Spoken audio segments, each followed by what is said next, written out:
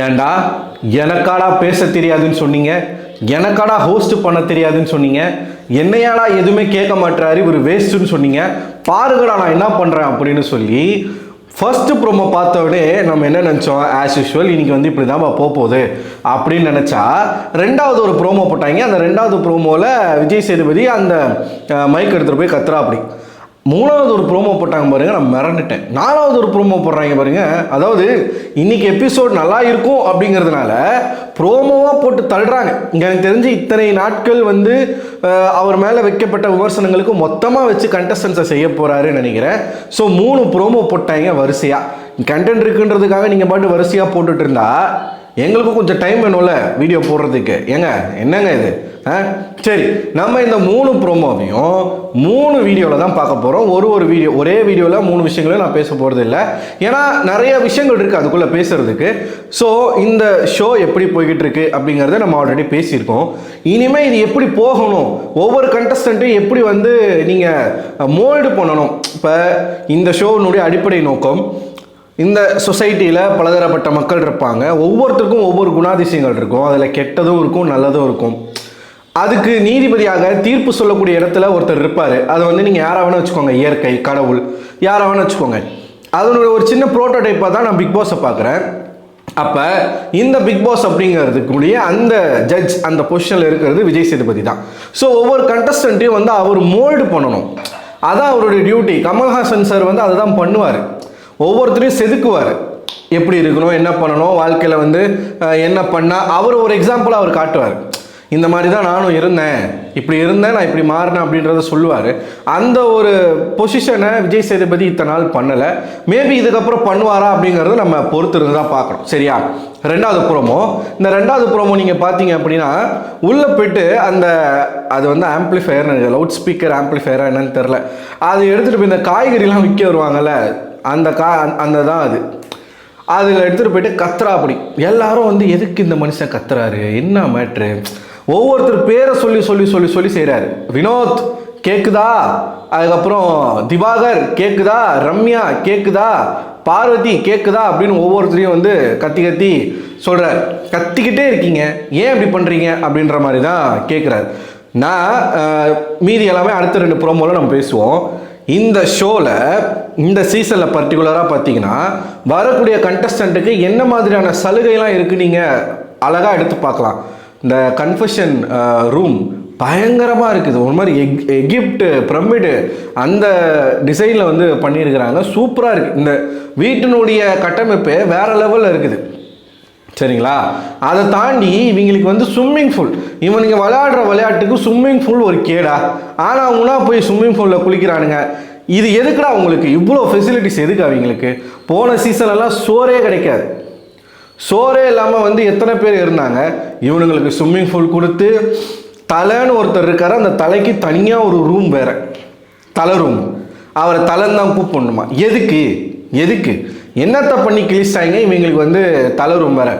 Elimination பொறுத்த வரைக்கும் இன்றைக்கே வந்து எலிமினேட் ஆகிருக்காரு நம்ம கலையரசன், அது நம்ம பேசுவோம். சரிங்களா? நாளைக்கு ஃபுல்லாக வைல்ட் கார்டு என்ட்ரி தான், யார் யார் வராங்க அப்படிங்கிறது ஒரு சின்ன அப்டேட் வந்திருக்கு, அதையும் பேசுவோம்.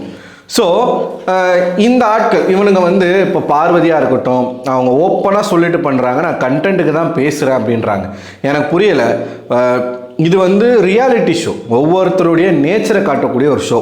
இப்போது ஒருத்தர் கூட நமக்கு ஒரு முரண் வருது, சண்டை வருது, அதுவும் இந்த ஃபிசிக்கல் ரிலேஷன்ஷிப் அப்படின்ற ஒரு ரேஞ்சுக்கு தான் இவங்க போனாங்க. பார்வதியும் சரி கமருதீனும் சரி, இவங்க 2 பேருக்குள்ள லவ்லாம் கிடையாது. இவனுக்கு பார்வதி மேலே ஒரு ஆசை, பார்வதிக்கு கமருதீன் மேலே ஒரு ஆசை.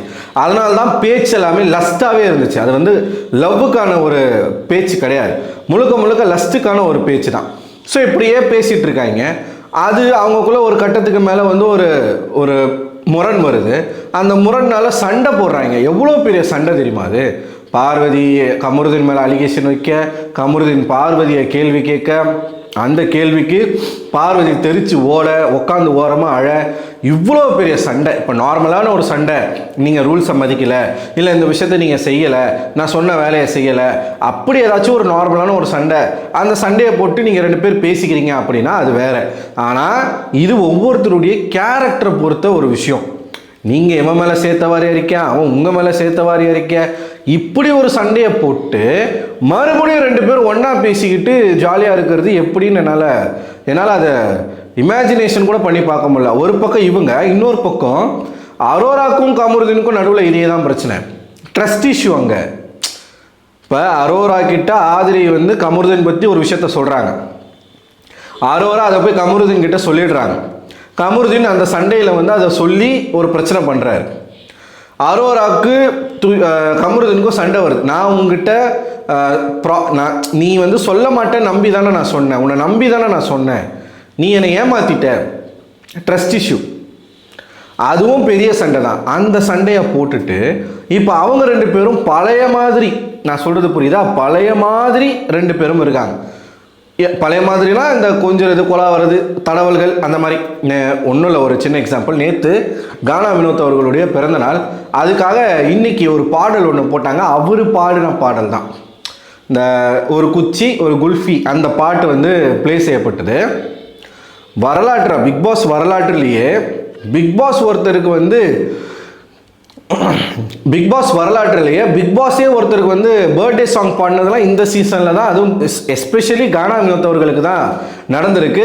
அது தெரியல என்ன எதுக்காக வினோத்துக்கு இந்த மாதிரி ஒரு ஸ்பெஷலான ஒரு விஷயம்னு தெரியல. பார்ப்போம், நல்லா இருந்துச்சுன்னா ஓகே தான். ஸோ கானா வினோத் பாட்டு, அந்த பாட்டில் நீங்கள் அரோராவையும் கமருதீனையும் பாருங்கள். கமருதீன் அவன் பாட்டு ஆடிக்கிட்டு இருக்கான், அரோரா போயிட்டு உன் கூட தான் ஃபோட்டோ போட்டேன் டச்சு ஃபோனில், அதுக்கெல்லாம் அவங்ககிட்ட போயிட்டு நெருங்குறது, ஒரு மாதிரி கட்டிக்கலாம், அந்த மாதிரி ஆக்ஷன்லாம் அவங்ககிட்ட போய் பண்ணிக்கிட்டு இருக்காங்க, தொட்டு போகிறாங்க. எனக்கு ஒன்றுமே புரியல, என்னடா அது உண்மையாலுமே நடிக்கிறீங்களா இல்லை நிஜமான சண்டை தானா? ஆனால் சண்டை போடும்போது அவ்வளோ கத்துறாங்க. இப்போ எஃப்ஜேக்கும் பார்வதிக்கும் எவ்வளோ எக்ஸ்ட்ரீமான சண்டை வந்திருக்கு தெரியுமா? கேவலமாக நீ எல்லாம் ஒரு பொம்பளையா டூன்லாம் துப்பிட்டு போனான் அவன். அதே தான் இவங்களும் பண்ணாங்க. தன்னுடைய ஆணுறுப்பு பிடிச்சி நசுக்கிட்டாங்க அப்படின்ற ஒரு குற்றச்சாட்டை பார்வதி மேலே வச்சான் எஃப்ஜே. அவ்வளோ பெரிய விஷயங்களை பண்ணிட்டு மறுபடியும் எல்லாம் ஒன்றா தான் பேசிக்கிட்டு இருக்காங்க. திவாகருக்கும் வினோத்துக்கும் அவ்வளோ பெரிய சண்டை பேசிகிட்டு இருக்காங்க. திவாகருக்கும் சபரிக்கும் சண்டை பேசிகிட்டு இருக்காங்க. திவாகருக்கும் எஃப்ஜேக்கும் சண்டை பேசிக்கிட்டு இருக்காங்க. இப்படி சண்டையை போட்டுறானுங்க, பேசிக்கிட்டு இருக்காங்க. நேற்று பாருங்கள், இந்த ஆள் டாஸ்க்கு நடக்குது, ஒரு ப்ரொமோஷன் டாஸ்க்கு. அந்த ப்ரொமோஷன் டாஸ்க்கு வச்ச டீ எடுத்து குடிக்கிறாங்க. திவாகர் அது சோத்துக்கு செத்தவனா, இவன் லக்ஸரியாக வாழ்ந்தான்றான், வெல் செட்டில்டுன்றான், ஒரு டீ கூட விட்டு வைக்க மாட்டான் அந்த வீட்டுக்குள்ளே. அது நார்மலாக வீட்டுக்குள்ளே வச்ச டீ குடிக்கிறதுன்றது வேற. டாஸ்கில் அவன் அந்த டீயை வச்சு தான் டாஸ்க்கு, அவன் அந்த டீம் தோத்தே போச்சு. திவாகர் வந்து ஜட்ஜ் பண்ண டீம் தோற்று போச்சு, சபரி டீம் தான் ஜெயிச்சுது. அந்த டீ எடுத்து குடிக்கிறாங்க. கனி கேட்குறாங்க, ஏங்க நீங்கள் என்னங்க டாஸ்க்கு வச்ச டீ? அப்படி இருக்கானுங்க இவனுங்களை வச்சு இந்த ஷோ நடத்துறது அப்படிங்கிறது எவ்வளோ பெரிய டஃப்பான ஒரு ஜாப் அப்படிங்கிறது நமக்கு புரியுது. சேனல் சைடினுடைய அந்த ஒரு கஷ்டம் புரியுது. அதுதான் வந்து பிக் பாஸே இந்த வாரம் வந்து உட்காந்து ப்ராமிஸ் எல்லாமே வாங்கினார். ஸோ அந்த ரேஞ்சுக்கு ஷோ வந்து போயிருச்சு. ஸோ அதனால் விஜய் சேதுபதி இன்றைக்கி அவருடைய ஹோஸ்டிங்கை பக்காவாக பண்ணுறாரு அப்படிங்கிறது நம்மளால் கிளியர் அண்ட் கட்டாக பார்க்க முடியுது. ஸோ அதான் அந்த செகண்ட் ப்ரோமோவில் வச்சு கற்றுறா. அப்படி அடுத்தடுத்த ப்ரோமோங்கள் இன்னும் சம்பவங்கள் இருக்குது, அதை நம்ம பேசுவோம். நிறையா நமக்கு அப்டேட் கிடச்சிருக்கு, அதை நம்ம பேசுவோம். ஸோ நீங்கள் இந்த செகண்ட் ப்ரோமோ பார்க்கும் பொழுது நீங்கள் என்ன நினைக்கிறீங்க? உங்களோட கருத்துக்களை மறக்காமல் கமெண்ட் பாக்ஸில் கமெண்ட் பண்ணுங்கள். யூடியூப் சேனல், நம்ம சேனலை சப்ஸ்கிரைப் பண்ணாமல் பார்க்குறீங்கன்னா சப்ஸ்கிரைப் பண்ணுங்கள். அண்ட் நம்மளோட ஃபேஸ்புக் பேஜ் லிங்க் டிஸ்கிரிப்ஷனில் இருக்குது, அதையும் ஃபாலோ பண்ணிடுங்க. அடுத்த ஒரு வீடியோவில் ஒன்று சந்திக்கிறேன். அதுவரை உங்களிடம் விடைபெறுவது நான் அரவிந்தன்.